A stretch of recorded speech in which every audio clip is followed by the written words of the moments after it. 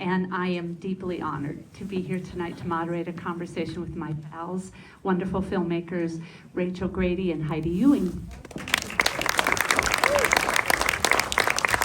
Come on up. They flew in a few hours ago, and they're flying out about 2 hours from now. So this is a whirlwind visit, so get them while you can. Hello? Oh, wait, before you take over, boss. Lois is a very important person in the documentary film world, as you know. As a director of independent lens, we've known her for many, many years. And I don't speak for other people, except I'm going to speak for every filmmaker who's ever met you ever, and say you are a treasure and very important to the film world, and please keep on going despite what's happening. Thank you. Well, we have no intention at ITBS of going anywhere. That's right. We're not going anywhere. We're fundraising. That's right. Pass the hat. Like mad women and men, but we're not going anywhere. Well, I realized when I was watching this film, I saw it at Sundance the first time. I realized I met you guys in 2005. We were 12. Yeah, you were 12, I was 11. And you were making a film for ITBS, Yes. Boys of Baraka, which is about young people at that moment in their life where what is their life going to be. And then you made Jesus Camp, and now you've made this. And I'm curious, is there something about that moment in people's lives that you're attracted to, or is it just happenstance? I don't think it's happenstance. Can I borrow that? Can we just share? This thing is awful. It's terrible. I mean, I'm so loud you don't even need it. Rachel and I mean, filmmakers, as all the filmmakers know here, when you engage in cinema verite, which is the canon of filmmaking we are in, although it's not pure verite, I guess that's for Frederick Wiseman. But you're looking for change. You're looking to find people who will be different at the end of the movie than at the beginning. And we are attracted to certain age groups.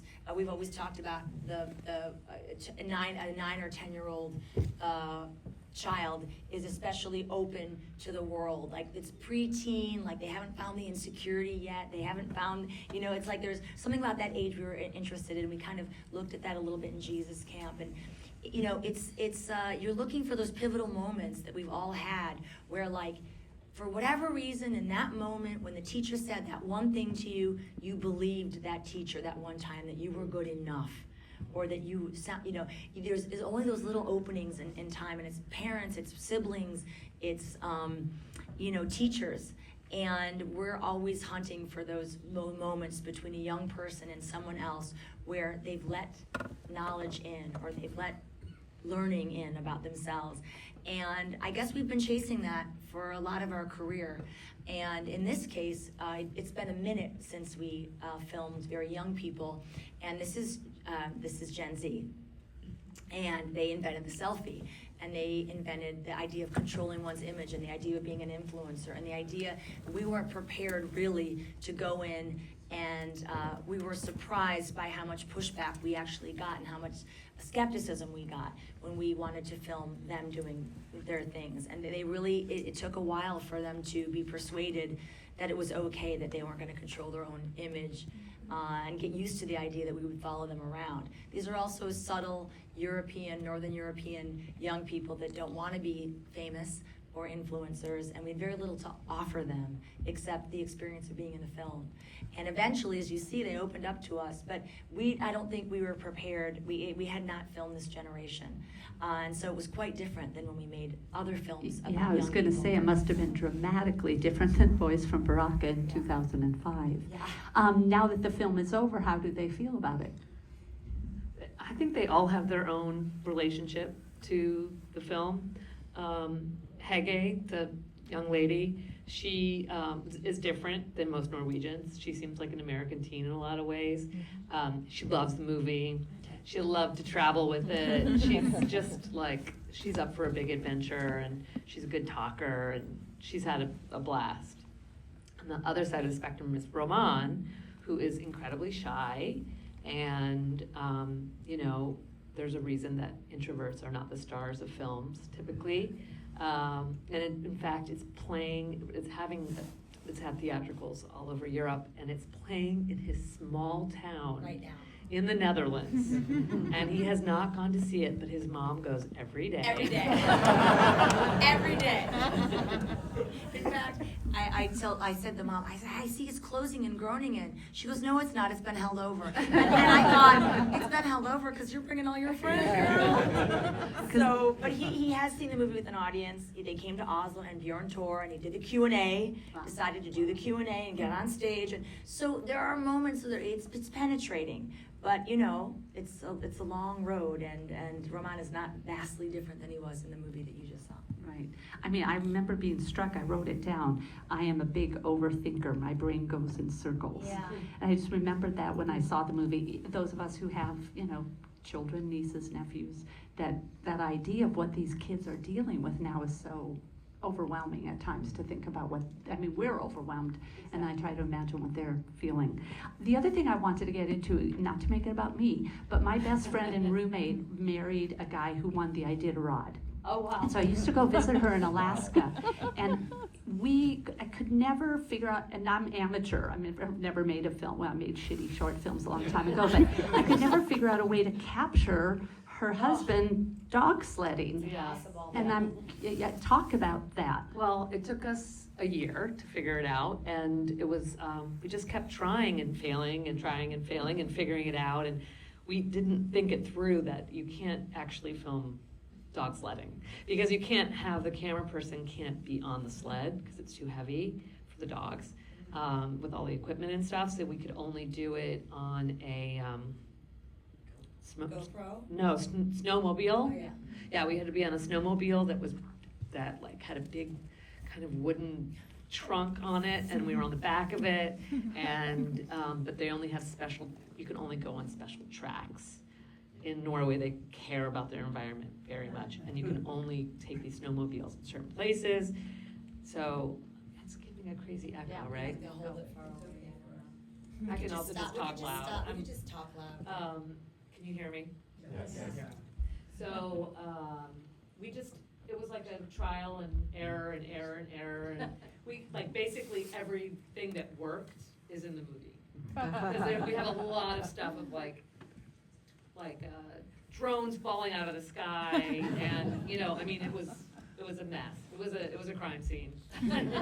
It was a crime scene, it's true. And I kind of am glad we didn't know, because I feel like if we'd known how tricky filming dog sledding was, we might have thought twice about it. And luckily, our crew's all Norwegian, and they also had not photographed dog sledding, even though they filmed in the Arctic, and they were, you know, they were supposed to be like, know what they were doing. They were like, you know, we put these little things on the dogs. I mean, little things. The GoPro. I know, it's so, like, not special. Saved us. The GoPro saved this movie. Because those moments when you see Roman talking to Island when he falls off at the end, and when he's upset with himself, we had GoPros on all the sleds because we couldn't be on the sleds with them. So we had, like, 2 cameras on a cart. We had a drone in the sky. We had the GoPros on the thing. And we cobbled it together. And you know, that what you see is the result, but it was really, really challenging to even, you know, and then, you know, then you're looking for like emotion, and you're capturing big moments, and just, you know, so that technically, even if we had done it properly, technically you might have missed those moments. So there's a bit of luck in there as well, for that last sequence. What I think is fascinating about that is, again, having seen it at Sundance on the big screen the first time I saw it, it was so lyrical and so cinematic. And yet, when I hear you guys talk about it, it's a very different experience for you while you were making it. Yeah. But nature is such a huge part of the story. I mean, obviously it's everything in terms of the story. Talk to me about how you worked with your DP, and you know, in order to have that feel that you ended up. Was it all deliberate? Did you have a sense? Were you trying to make something different? And then you got to the Arctic and you were like, oh my God. No, I have to be honestly. The language, the cinematic language of the film, did come together quite quickly. The tone, the use of the yarn and the mythology, that was evolving during the production. We started to play around with it, and we discovered the tree in the forest, and we became obsessed with the tree, and we started photographing the tree. And at some point, someone said, "Oh, that's like Yggdrasil, the tree of life." Oh. Odin, the fates, you know, and then we started messing around. That was over time. But the rest of it was like this watching. The place told us what to do. It's punishing, it's flat. It feels like the end of the world. There's nothing but forest, and then there's Russia over there. And it's beautiful and ugly at the same time. It's not beautiful in the way that other parts of Norway are beautiful with the mountains. It's stark and quiet. And so it started, the place kind of told us how to photograph the place, and the students. Like, these are sort of unassuming, quieter people. So we had to really settle in, and we started getting out the tripod, and getting out the sticks, and getting smaller, and getting the long lens, and watching, and waiting, and becoming very Scandinavian. As New Yorkers, we're like, we gotta become more Scandinavian. Oh my God, it's so hard. And together we developed this tone that you feel, and it was like almost like a meditation. And then the natural world, you have to learn from your environment. You fight the place you're in, and your movie's gonna show it. The scenes are gonna split open. And so I think we all listened. The tone developed quite quickly, and the style. And then it was the myth that took a while for us to actually go ahead and be like, we're gonna do this thing. Yeah. You brought up the red yarn, which is beautiful. Talk about how that evolved. Well, it evolved first. So I started reading a lot of Norwegian myths, and we were just talking about them, and the place very much feels like they were written there. You know, it's so it's untouched, it's ancient, it's probably looked the same for thousands of years, and the myths are very much part of the culture. They still talk about all of the gods, and it's kind of like, and all the dogs are named after gods, and it's just part of the culture. The chocolate company. Yeah. So we found the tree. We thought the tree was cool. They all knit all the time. We started thinking of Iselin, the woman teacher, that she's kind of like a Norn. She's like weaving people's destiny, and it was just like an ongoing sort of thing that evolved, and we just really we had a really good time with it. It was fun. It was just really fun to play around with that, and we just started wrapping trees with thread. Just out here wrapping trees. Don't mind us. I also was struck. I watched it again recently. Just the score. I was just started, and I looked up, and I know some of the work of your composer. But can you talk about you had other people working on the music, but I'm just curious if there's. Yeah, I feel like there's some Todd fans here. Woo! Yeah.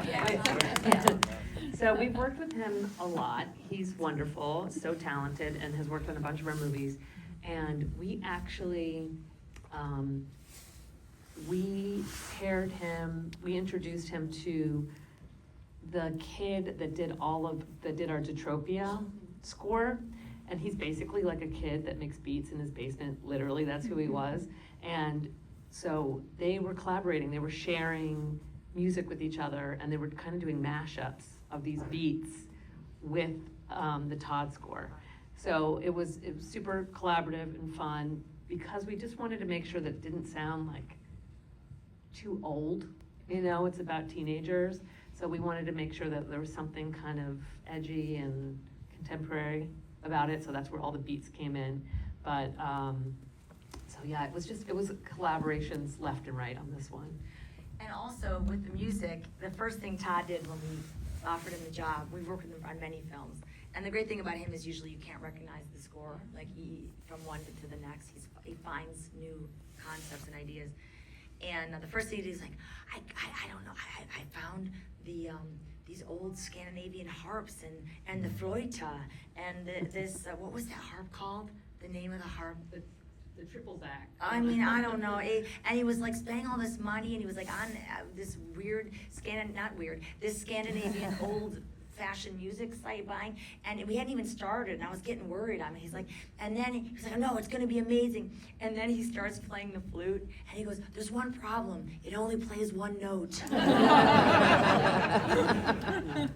One note, one problem. Like, that's a big one problem, dude. And I'm like, what if you like blow harder? I don't know. And so it was like the stuff that were with those instruments worked really well. And then we had to like drag him off the ledge and be like, we can't just use these instruments. Put those away and let's go over here. You know, and it's like, Love that one note. and one note's awesome, and it's great. When you hear it, you're like, wow, it's haunting. So It's very haunting. It's It haunting. stays with you. But very repetitive if you play it too many times. So it was very, in hindsight, it was funny. At the time, we were like, what a conundrum that we're in.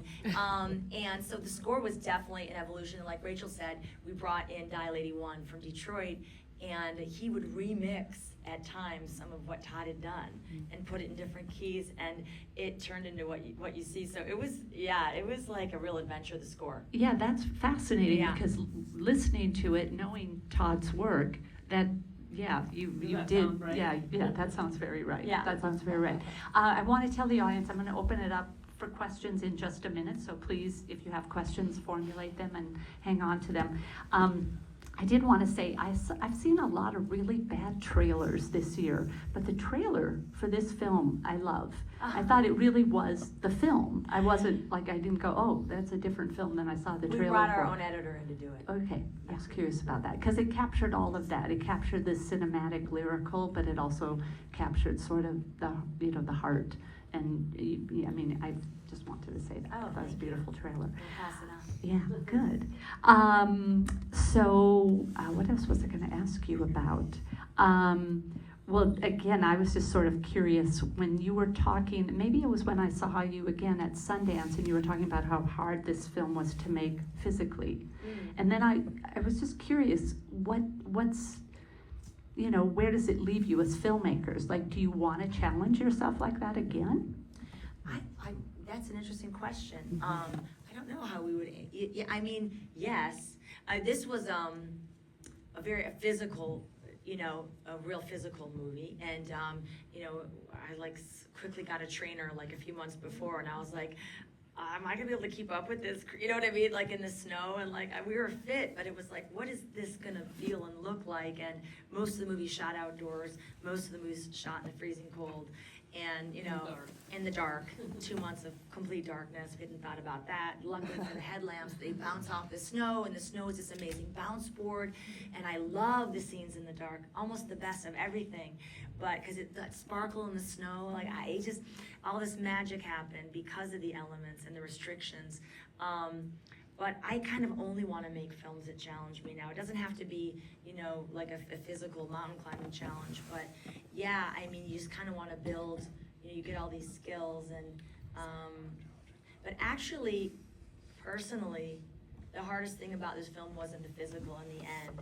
It was gaining the trust of these young people and being there for the moments where they were ready to reveal themselves with this generous vulnerability that they found in themselves to share with us. That's not like, you can't take that for granted and you didn't know that was gonna come. That's the big old risk. Sure, technically it looks beautiful, your movie looks great, but I felt nothing. Then you're like, what a loss, so what? So the GoPro worked, so what? Why are we watching movies? Why are we sitting here tonight? You could be doing anything else. It's to feel something in some kind of way about being a human being. And if you don't get that, I mean, you might as well just shoot it with your iPhone and get an emotional film than do all the things we did. So with the back of the head was always like, yeah, but are we making, but is someone gonna identify with these kids? Is this really, are they growing up on camera? Will other people be able to relate? That was always the haunting, the nagging thing. And so really that was the ultimate challenge as a filmmaker, not the physicality, although it's fun to talk about. So I feel like, those are the kind of challenges I'm most interested now in building on. It's like, how do you relate? How do you bring that out in a person in this world where people are so cynical and everyone's seen everything and done anything and there's all kinds of content and lots of stuff. It's like, how do you make a movie in the way that makes you feel something you maybe haven't felt in a while? That's the challenge as a filmmaker right now for everybody. So the technical stuff, honestly, at this point is kind of, I think I would put it aside in terms of something I'd want to do again. Yeah. You want anything else to add? I mean, I had a life-changing experience making this film. So if I could get anywhere close to that again, I would do it in a second. And it was all of the above that I got out of it. But I mean, all of our films change us, and we meet people that we get close to people. It's, the best job ever, and it's very special. But this was different. This, I think, rewired something in me. So if I could get even close to that again on anything else, I would jump at the chance. Yeah. And am I remembering correctly that you guys you were there together? No, you were No. separate. One went for 2 weeks, the Yeah. other went for 2 weeks. Yeah. Yeah, All of our films are like that. yeah. Well, yeah, no, but I didn't realize that, We actually. go together at the beginning, Yeah, we cast the movie together, and then it's one or the other director in the field. interesting. I was just watching a long interview you did with Rob Reiner, and you were both there. So I always forget that you do that separately. Yeah, because that we're one talking. before, Yeah. I want to open it up, right down here. Hi, your film casts a variety of spells on me through the process of watching it. And the one that really stuck out for me in thinking about it was natural sound in the film is really incredible. And I'm wondering if you have a sound designer or if it comes out in the mix. Like, how does that happen for you as filmmakers? I'll repeat quickly. He said the natural sounds cast a spell, and he wants to know how they captured that. We had an incredible sound recordist. His name is Andreas, and he is a wild man. And we really needed him so much on this one because the kids didn't want to put on microphones. So he was crawling around in the snow with hiding things, and he went above and beyond.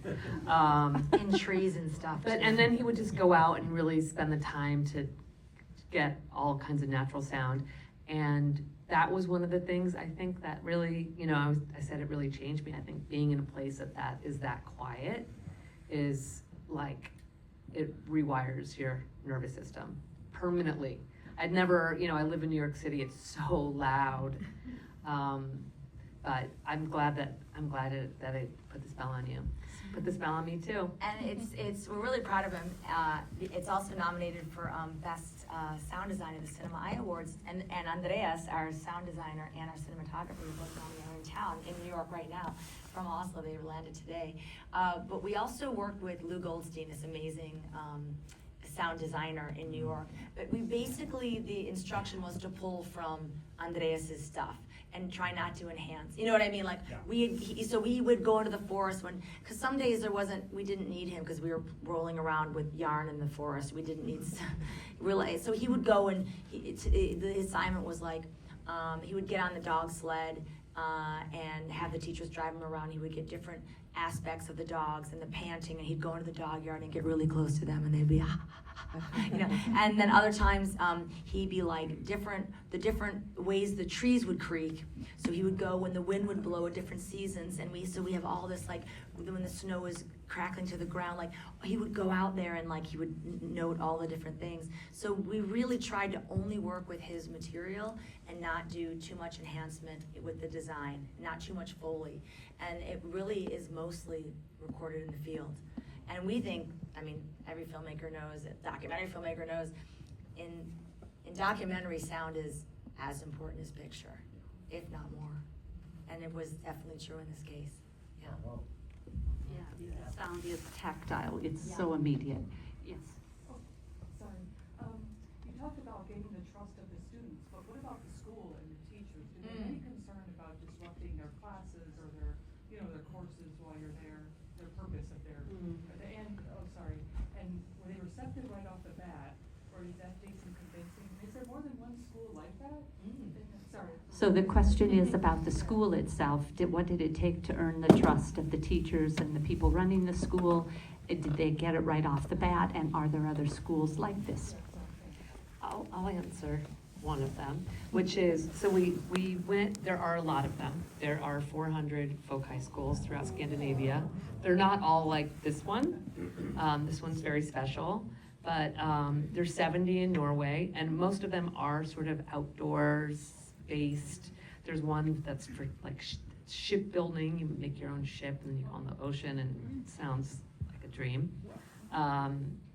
So we went to a bunch, we visited a bunch, and then we decided on this one because we met the teachers, and the teachers we thought were very special, incredible teachers, and had never met anyone like them before.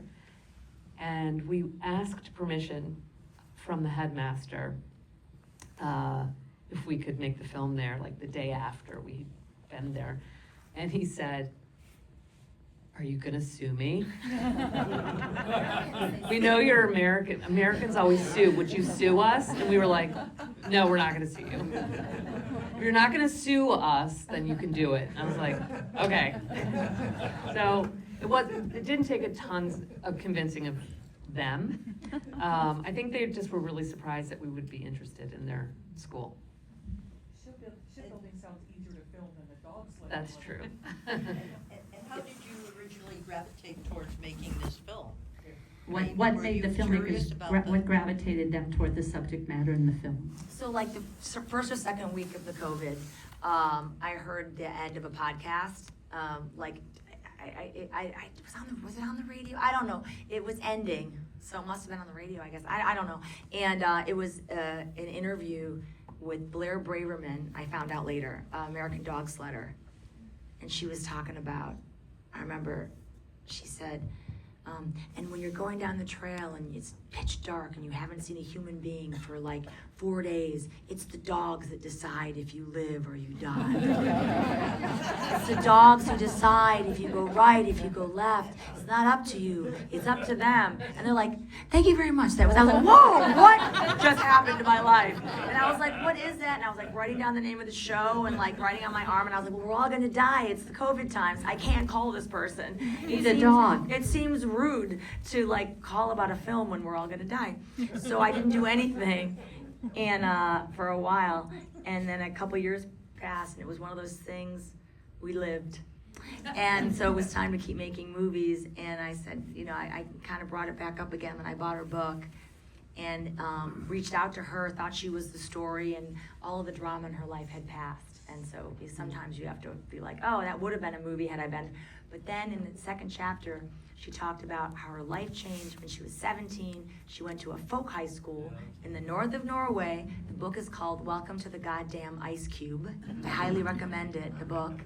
And so it was like, oh, what about that? And then it was like a Google machine, and the Google machine said there's 400 folk high schools, and yes, it's alive. And actually during the COVID, they were very popular. They come and they go over the 100, of popularity. And so we started, I said, Rachel, have you heard of folk high school? And so we started researching it, and then in March 2023, so 3 years later, we went and visited a bunch in northern Norway. And of course, we went to the furthest to get to, the one that takes two days to get to. We got there and we knew it was the one. So really, it was just, like you pull a string, you pull another string. It's like documentary filmmakers, like we're always like eavesdropping on all of your conversations and like thinking of ideas. And this one just kind of came down through the radio channels, and then it became a movie somehow years later. So that's the beautiful part of making these films, I think. I was struck by the 3 stories that you wove together, and wondering, what if like Roman didn't come back, or were there other stories, or were you like locked that those are 3 kids and we got to tell those 3, and if he doesn't come back, we'll figure it out or whatever? But The question is, did you consider other teenagers to follow, or were you always committed to just these 3 stories, and what would you have done if he hadn't come back? Yeah. Great question. Well, that is the risk of making films about real people, that observational films about real people, which is they can bail on you whenever they want, and it's their real life. So you're totally at the mercy of them, and you have to be. or the dogs. The dogs were much more reliable, and they weren't going to go anywhere. They loved being filmed. So we were, like, when Roman left, we were worried, but, we've made a lot of movies, and I think if it had been one of our first films, we would have been in full panic mode and freaking out and trying to figure it out. But also, it's just, you work with what you get, and we were gonna figure it out. We were gonna figure out we were gonna go to his small town in Netherlands and stalk him. I don't know what we were gonna do. But he did come back, and for me, that is actually his entire arc, really, is the fact that he did finish this thing, because he has trouble finishing things. So the fact that he just finished it, for me, was, sort of this beautiful accomplishment for this person. But yeah, we would have just had to figure something out. Yeah. Did you film more than just those three? We interviewed everybody. There was one other person that we filmed a lot. We interviewed everybody. You're gonna go and try and figure out, make sure you have the best. It's a roll of the dice, right? So you need to make your best guess. But very quickly, we kind of settled on these three because they were so honest with us, and we're just saying things that were so intimate, and they all told us exactly what they wanted to get out of the year the first time we talked to all three of them. They were very clear that they wanted to get something out of it, whereas a lot of the kids were just like, yeah, I'm just down a year before I go to college, or whatever it is, and that's perfectly fine, but not necessarily great for a story, for a documentary. But our three main characters, I think, they declared themselves. Tim, do we have time for like one or two more questions? Okay, we have time for one more question, I'm sorry. But the filmmakers will be outside with wine until they have to leave for the airport. So one more question. I know there were a couple of hands up. Am I missing somebody? I thought for sure there was somebody in the middle. Oh, yeah. Yeah. I'm a filmmaker. I think that was a labor of love, and it was beautiful and moving. And what really struck me was the editing, which I think is just exquisite. I was wondering, like, it was like each cut was like music. And I was wondering how much you are involved in sitting in the edit, or like how much you give over to your editor. Just if there's anything to talk about the editing, it was so beautiful. So the question is about editing and how involved Rachel and Heidi were. Too involved for the editor's taste. We're very involved. In a nice, we love the collaboration with the editor. It's so fun to, as you know, as a filmmaker, the process, it just completely switches when you're out of the field. You can breathe, you can think, you can watch, you can rewatch. It's just like a totally different. But this one was different because we started editing almost like very quickly after we started shooting, because there were so many scenes that had to be subtitled and things we didn't know exactly what had been said. We knew generally. So we didn't have the luxury, nor would it have been wise to wait for many months and start cutting later, because we needed to know what we were missing, what we were getting, and get the input from the editor sooner. So it was a little bit different for us. It was almost a simultaneous situation. We were sharing all the footage, the dailies, on Frame.io with our cinematographers in Norway and discussing them. It was a lot of round table, like, what are we doing here? How we, he's a great editor named Nathan Poonwar. He also edited a film that was nominated for the Oscar last year, I think, called Sugarcane. And we'd never worked with him before. And his superpower is deep empathy with the characters and identifying, like, emotionally with these young people. And you can feel his empathy and love not just behind the camera, which our cinematographers are also loved these people. He has a tenderness to the cutting, also not in a hurry. The movie can't be in a hurry because it's not that kind of place either. So he immediately sort of like plugged into the right pace and like matched the tone. He's also amazing with music. It's his other superpower. So like he had great music ideas for temp, and he had a real specialty with music and editing to music and around music. So I'm glad you noticed that, because we're really, really proud of the work he did. It was a great merging of the talents of our cinematographers and our editor. Like, everybody was on the same frequency. And our assistant editor is a very quiet man, a little on the shy side, and deeply identified with Roman and was like defending Bjorn Tor when we were trying to like edit his scenes out. You can't do that. We had a week where like the assistant editor and I were like not talking to Rachel and the editor because they wanted to make a cut that we didn't want to make, and we were like, no, we believe in this character. You know, that kind of thing was going on.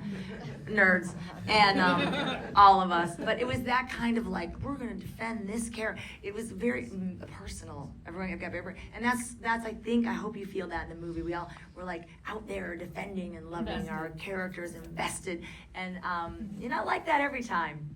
This one we really were. So Well, it shows. I mean, the film is so visceral and beautiful and personal. And again, for any of us who know young people, it's such I've recommended it to my niece who's going through a really hard time. I'm like, you want to go with the dogs? anyone can enroll in a folk high school. There's no upper age. The minimum age is 17 or 18, but a 52-year-old woman enrolled in Posick a few years ago. Just Not think bad, about I did that. not know. Yes. See y'all. So you can also go there. You can also see the movie on Amazon Prime, Apple TV Plus. Tell your friends to see it. You can see it on Delta if you fly Delta. We're streaming on Delta, y'all. So it's an independent film. So spread the damn word. Thank you very much. Well, I had the pleasure of working with these two wonderful filmmakers on Detropia, which they touched upon, and it's just been an honor to be with you tonight. Thank you so you much, all Lois for and coming. Amanda.